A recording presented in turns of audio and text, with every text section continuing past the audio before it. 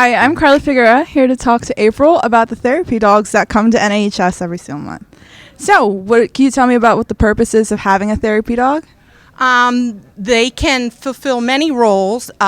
Basically, though, they're to de-stress, to make people feel happier, and but they can also help with targeted therapy. We go to Shriners Hospital, and the kids, in order to do their physical and occupational therapy, they can use the dogs to do that, or they can use the dogs as a reward for doing that to motivate them. Because, a lot of the stuff they have to do is uncomfortable for them, so the dogs are there to help them feel better about it, but also to inspire them to do it. All right, so can you tell me a little bit of the requirements for the dogs or what kind of training they have to go through? Sure. They want to see basic obedience in the dogs where you can have control. They want to see a good interaction between the handler and the dog. And this would be my other dog coming to crash your party. This is Dickens, the corgi.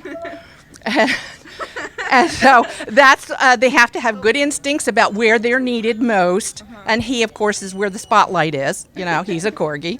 But they want to see that, you can put your dog in a sit or a down and you can walk away from the dog and the dog doesn't panic. The dog is comfortable. The dog understands what's going on, what's expected of them.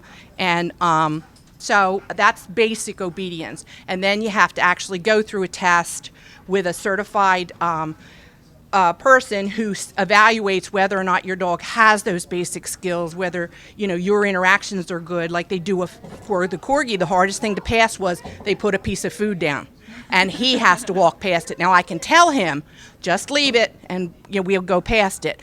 But he has to be trained for that, because you want to know with your therapy dogs what are their characteristics, and his strongest characteristic is it's all about food. So that was the hardest part of it. So they test various things like loud noises, because you want to get them experience with that. Like I take them and use a cart in PetSmart or Petco to teach them how to be around walkers and wheelchairs, but you can also use them because you hit the side of the shelving and you make a loud noise, and the dog has to learn that you desensitize to that. You're not to overreact to that. You're to be aware of it because you want them to be protective, but you want to make sure that they're not going to overreact and scare somebody. And so then, how do you get assigned a therapy dog, or what are the kind of the requirements for it? Usually the therapy dogs are pets. You're thinking of service dogs. Therapy dogs are usually people's pets first, and then they are trained to be therapy dogs if they enjoy it or they seem to have an aptitude for it. I like to get rescued. My dogs are rescue dogs because they have something to prove. You shouldn't have thrown me away. And so they actually seem to learn faster and are really eager to do it. All right. And how have therapy dogs helped out students at NAHS? Well, a lot of times they're basically here to make them feel comfortable and make them feel de-stressed. Dogs can provide all kinds of different things. You can also bridge relationships using the dogs. You have, especially a corgi, have one person on one end and then one person on the other. You sort of have to talk to each other, and so they can help with socialization. But they just they can lower blood pressure. So, even the kids in the hallways that are passing them, when they react to them and then they pet them, you can see them get all excited, and then they pet the dogs and they calm down and they move on to their classes. So it's beneficial for attention and focus and stuff too. All right. And how often do they come here? We come once a month, second Monday of the month. All right. And what kind of organization, or is there any kind of group that comes here to NHS?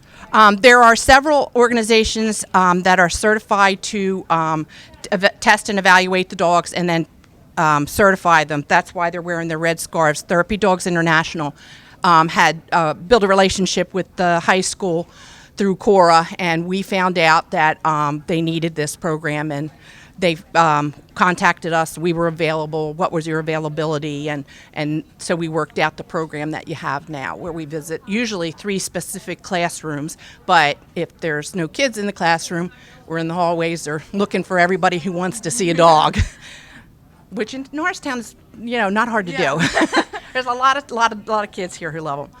All right. And so then, how can students or families contact or have like contact to having a therapy dog or something throughout the All school? you have to do is get on the web. There are different organizations that'll pop up. There's probably 5 or 6 major ones that you'll get a good site. But Therapy Dogs International has been around quite a while, so it's a good place to start.